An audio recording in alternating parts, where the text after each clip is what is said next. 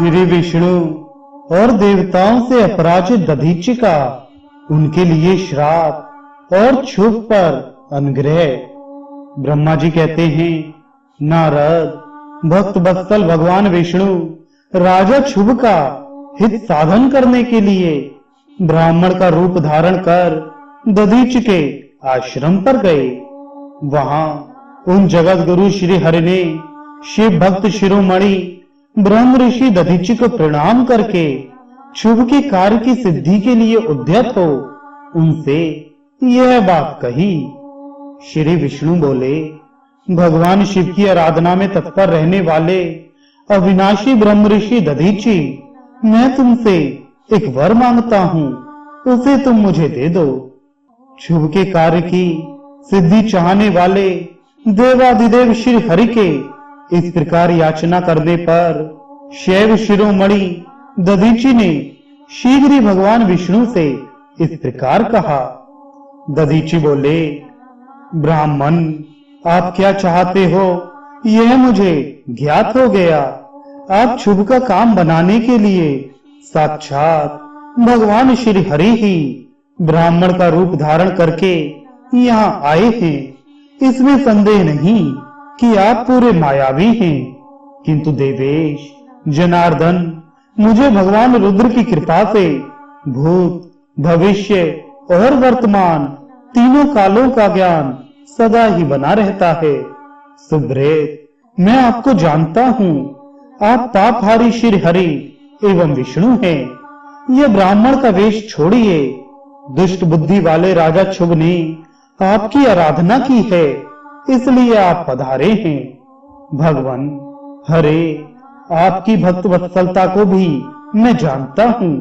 यह छल छोड़िए, अपने रूप को ग्रहण कीजिए और भगवान शंकर के स्मरण में मन लगाइए।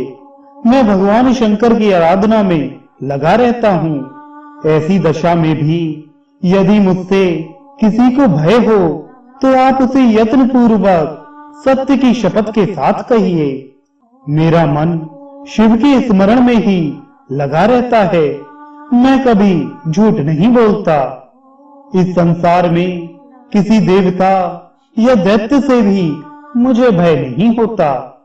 श्री विष्णु बोले, उत्तम व्रत का पालन करने वाले दधीचि, तुम्हारा भय सर्वथा नष्ट ही है, क्योंकि तुम शिव की आराधना में तत्पर रहते हो, इसलिए सर्वज्ञ हो।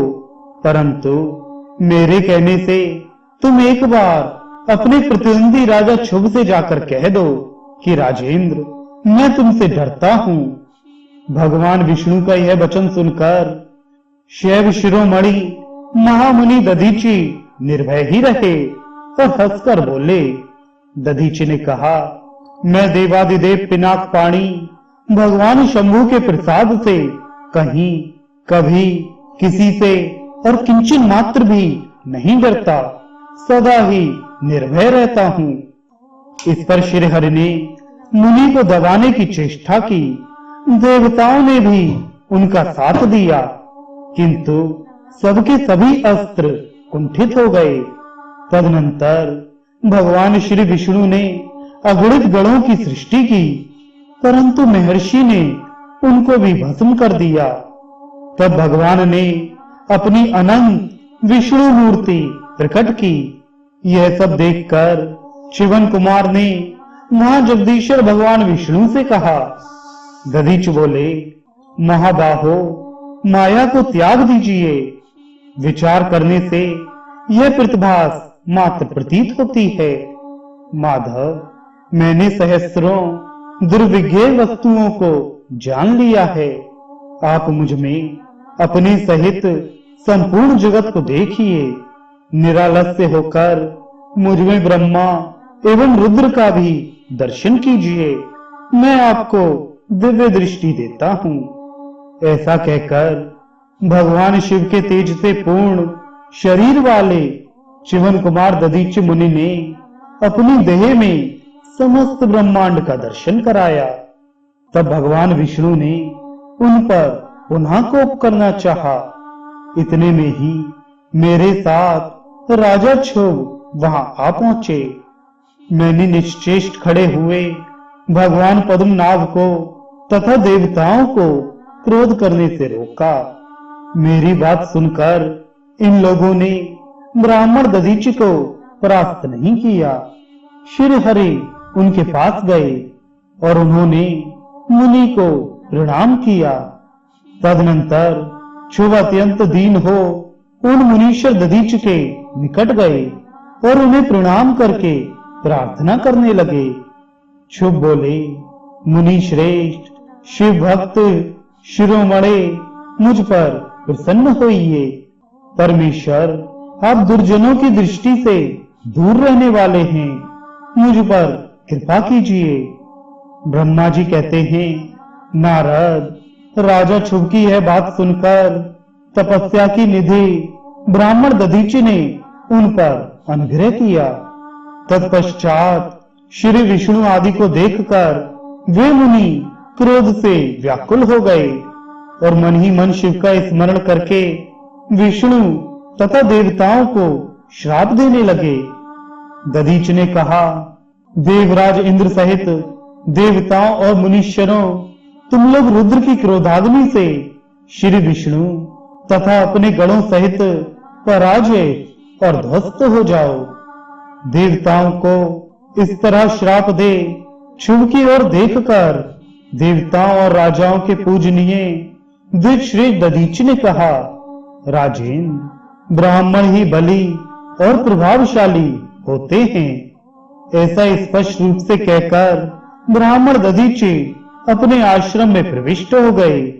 फिर दधीचि को नमस्कार मात्र करके शुभ अपने घर चले गए।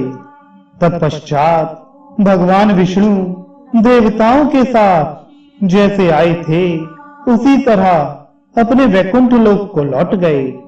इस प्रकार वह स्थान स्थानेश्वर नामक तीर्थ के रूप में प्रसिद्ध हो गया। स्थानेश्वर की यात्रा करके मनुष्य शिव का सायुज्य प्राप्त कर लेता है। तात, मैंने तुम्हें संक्षेप से शुभ और दधीचि के विवाद की कथा सुनाई और भगवान शंकर को छोड़कर केवल ब्रह्मा और विष्णु को ही जो श्राप प्राप्त हुआ उसका भी वर्णन किया।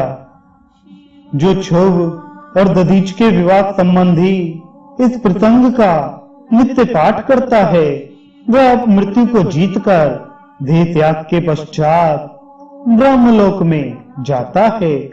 जो इसका पाठ करके रणभूमि में प्रवेश करता है उसे कभी मृत्यु का भय नहीं होता तथा वह निश्चय ही विजयी होता है।